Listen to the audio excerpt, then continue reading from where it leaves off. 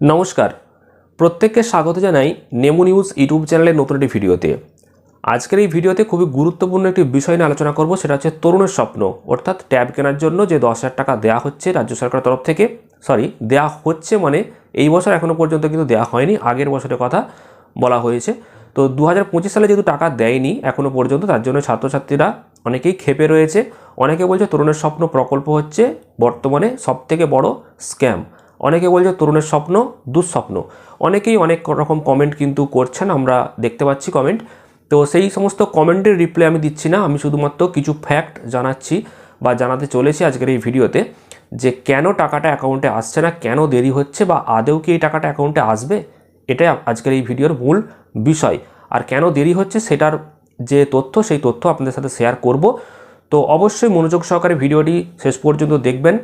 যদি তরুণের স্বপ্ন প্রকল্পে আবেদন করে থাকেন এবং অপেক্ষা করছেন যে টাকা কবে আসবে, তাহলে আজকের এই ভিডিওটা আপনার জন্য খুবই গুরুত্বপূর্ণ হতে চলেছে। আর এটাও জানাবো যে কী কী ভুলের কারণে টাকা অ্যাকাউন্টে আসবে না। তো সব মিলিয়ে আজকের এই ভিডিওটি গুরুত্বপূর্ণ, তো অবশ্যই মনোযোগ সহকারে শেষ পর্যন্ত দেখুন। তার আগে এই ভিডিওটিকে লাইক করবেন এবং পরবর্তী আপডেটগুলো পেতে চ্যানেলটিকে সাবস্ক্রাইব করে রাখবেন। তো প্রথমেই জানাবো যে তরুণের স্বপ্ন প্রকল্প এটা কিন্তু এই বছর নতুন নয়, আগেও টাকাটা দেওয়া হয়েছে। তবে এই বছর শুধুমাত্র নতুন বলতে পদ্ধতি যেটা চালু করা হচ্ছে সেটা নতুন পদ্ধতিতে টাকাটা দেওয়া হবে। আগে ফর্ম ফিল আপ করা হতো, রাজ্য সরকারের কাছে সেই তথ্য যেত এবং অ্যাকাউন্টে টাকা চলে আসতো। তবে বিগত কয়েক বছর আগে যদি আমরা দেখি তাহলে দেখতে পাবো যে টাকাটা দ্বাদশ শ্রেণী অর্থাৎ ক্লাস 12-এ দেওয়া হতো। তারপর একদিন মুখ্যমন্ত্রী মমতা বন্দ্যোপাধ্যায় জানালেন যে যেহেতু টাকাটা এইচএস স্টুডেন্টদেরকে দেওয়া হচ্ছে তাহলে একাদশ শ্রেণীতেই দেওয়া হোক, কারণ ছাত্রছাত্রীরা 10,000 টাকা একাদশ শ্রেণী অর্থাৎ ক্লাস 11-এ যদি পেয়ে যায় তাহলে এই টাকাটা নিয়ে তারা আরও আগে থেকে মোবাইল বা ট্যাব কিনে পড়াশোনার কাজে লাগাতে পারবে। তো তারপর থেকে ক্লাস 11-এ দেওয়া শুরু হলো এবং বিগত কয়েক বছর দেখা যাচ্ছে যে প্রচুর প্রতারণা হয়ে যাচ্ছে। একজনের টাকা অ্যাকাউন্টে ঢুকছে না, অন্য অ্যাকাউন্টে ঢুকে যাচ্ছে। যার কারণে এই 2025 সালে ঠিক করা হয়েছে নতুন পদ্ধতির মাধ্যমে এই টাকাটা দেওয়া হবে। আর নতুন পদ্ধতির মাধ্যমে টাকাটা দিতে গিয়েই যত সমস্যা দেখা যাচ্ছে। অনেকে আবার বলছে যে এই টাকাটা আসবে না, এটা একটা বড় স্ক্যাম, এই টাকা দেওয়া হবে না। তো এর পরিপ্রেক্ষিতে কিছু তথ্য এবং কিছু সূত্র মারফত যে খবর পাওয়া গেছে কেন টাকাটা ঢুকছে না, সেই তথ্য এবার আপনাদেরকে জানাচ্ছি, আপনাদের সাথে শেয়ার করছি। প্রথমত অনেকেই বলছে ভোটের আগেই টাকাটা দেওয়া হবে, কারণ 26-এ যেহেতু ভোট রয়েছে, তো 2026-এর ঠিক ভোটের আগেই ছাত্রছাত্রীদের হাতে এই টাকাটাকে তুলে দেওয়া হবে। আবার অনেকে বলছে সামনে যেহেতু ভোট রয়েছে, রাজ্য সরকারের হাতে সেরকম পর্যাপ্ত টাকা নেই, অর্থাৎ অর্থ ভাণ্ডারে সেরকম টাকা নেই, ফান্ড নেই বলে এই টাকাটা দিতে পারছে না। যার কারণে রাজ্য সরকারের নানান রকম ওয়েবসাইটের সমস্যা বা নতুন পদ্ধতিতে টাকাটা দিতে দেরি হচ্ছে, এই সমস্ত সমস্যা তারা বলছে। তো এগুলো একটা রাজনৈতিক দিক, এগুলো নিয়ে আলোচনা করছি না। তবে আরও একটা প্র্যাকটিক্যাল যে বিষয় সেটা শেয়ার করছি, সেটা হচ্ছে যে যেহেতু নতুন পদ্ধতিতে টাকাটা দেওয়া হচ্ছে তাই ডাটাবেসে কিছু গণ্ডগোল দেখা যাচ্ছে এবং স্কুল থেকে নানান খবর আসছে যে অনেক স্কুলের ছাত্রছাত্রীদের নাম ব্যাক চলে আসছে, অনেক রিজেক্ট হয়ে যাচ্ছে। অনেকের নামের বানান হয়তো ভুল রয়েছে বা অ্যাকাউন্ট নম্বর ভুল রয়েছে বা আইএফএসসি কোড ভুল রয়েছে, ঠিক হয়তো এই সমস্ত কারণের জন্যই নামগুলো ব্যাক চলে আসছে। আর জানবেন যে এক একটা স্কুলে যদি একজনের নামও ব্যাক চলে আসে তাহলে কিন্তু কেউ টাকা পাবে না। তো এই কারণে টাকাটা অ্যাকাউন্টে আসছে না। কিন্তু এর মাঝখানে আরও একটা প্রশ্ন, তো যদি এক দুটো স্কুলে এরকম সমস্যা হয়, পশ্চিমবঙ্গে যতগুলো স্কুল রয়েছে সব স্কুলেই কি এরকম সমস্যা হবে? যে কোনো না যে কোনো একটা স্কুল তো ঠিকঠাক আপডেট করবেই বা আপলোড করবেই।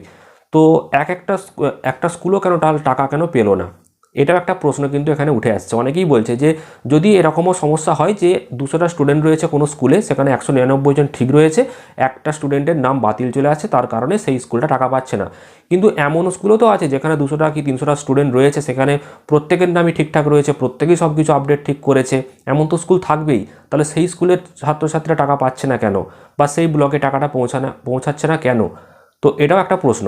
যে যাই হোক, যেহেতু এই বিষয়ে কারোর কোনো নলেজ বা কোনো জ্ঞান নেই বা সঠিক তথ্য নেই, তাই এই বিষয়ে কমেন্ট আমি করছি না। তো এই সমস্ত তথ্যগুলো উঠে আসছে। তবে আপনাদেরকে জানাবো যে টাকা অ্যাকাউন্টে অবশ্যই আসবে, কারণ রাজ্য সরকারি স্কিম এবং এই টাকা অ্যাকাউন্টে আসবেই। কারণ রাজ্য সরকারের যে টাকা এবং রাজ্য সরকারি যে সমস্ত প্রকল্প, সেই টাকা দেরি হলেও অ্যাকাউন্টে আসে।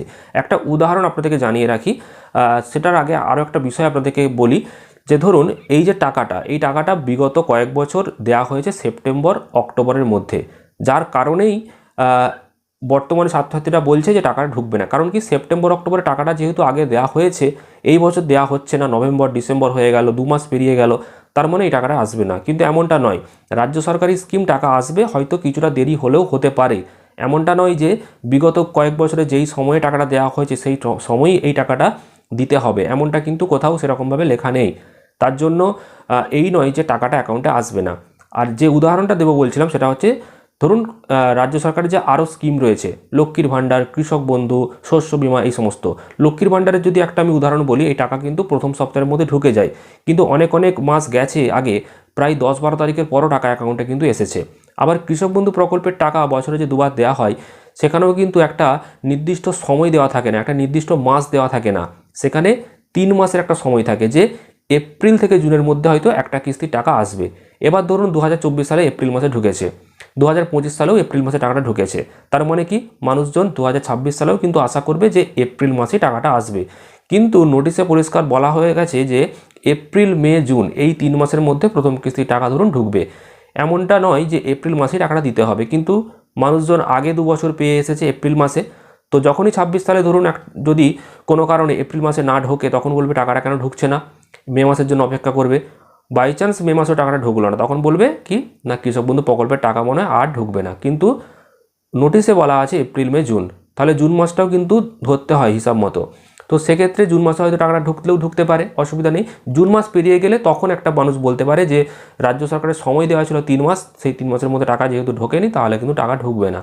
কিন্তু ট্যাবের কোথাও লেখা নেই যে এই সময়ের মধ্যে টাকাটা ঢুকবে। বিগত কয়েক বছরে এই সময় দেওয়া হয়েছে বলে অনেকে আশা করছে যে এই সময় টাকাটা দেওয়া হয়, তো এই সময় টাকাটা পাবে। আবার অনেকে আগে থেকে মোবাইলও কিনে নিয়েছে, এটাও একটা সমস্যা, তার কারণেও কিন্তু অনেকে বাজে বাজে কমেন্ট করছে, কারণ অনেকে ইএমআই দিয়ে মোবাইলও কিনেছে, এমন খবরও কিন্তু বাজারে শোনা যাচ্ছে। তারা হয়তো ভেবেছে যে আমরা মোবাইলটা কিনে নিই আর 1 মাস পর টাকাটা পেয়ে যাবো, সেখান থেকে আমরা মিটিয়ে দেবো, কিন্তু টাকাটা অ্যাকাউন্টে আসছে না। তবে কি 2025 সালে ডিসেম্বর মাস শেষ হতে চললো, এখন যদি টাকা নাও আসে, 26 সালে যে আসবে না এমনটা কিন্তু নয়। তবে রাজ্য সরকারি প্রকল্পের টাকা আমার মতে 200% আসবেই, সেটা দেরি হলেও আসবে, নতুন পদ্ধতি তাই কিছুটা দেরি হচ্ছে, তবে টাকাটা 100% কেন 200% আসবে। তো এই বিষয়ে কিন্তু নিশ্চিত থাকতে পারেন। তবে অপেক্ষা করতে হবে, আর যেই সমস্ত বিষয়গুলো খেয়াল রাখতে হবে সেটা হচ্ছে যে স্কুলে যে নাম দেওয়া রয়েছে সেই নামের বানান, ব্যাঙ্ক অ্যাকাউন্টের নামের বানান এবং আধার কার্ডের নামের বানান সব যেমন ঠিক থাকে, একরকম থাকে, কোনো আলাদা যেমন না হয়।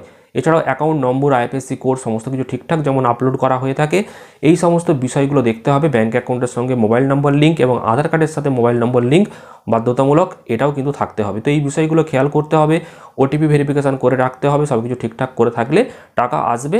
সিস্টেমে হয়তো কোনো রকম কোনো সমস্যা হচ্ছে, বা রাজ্য সরকারের হয়তো অর্থ ভাণ্ডারে টাকা নেই, বা এটাও হতে পারে, তবে এটা পলিটিক্যাল বিষয়, এটা আমি যেহেতু সঠিক জানি না, তাই আপনাদেরকে কনফার্মেশন বলতে পারবো না, জাস্ট বাজারে যেটুকু শুনলাম সেটাই বললাম।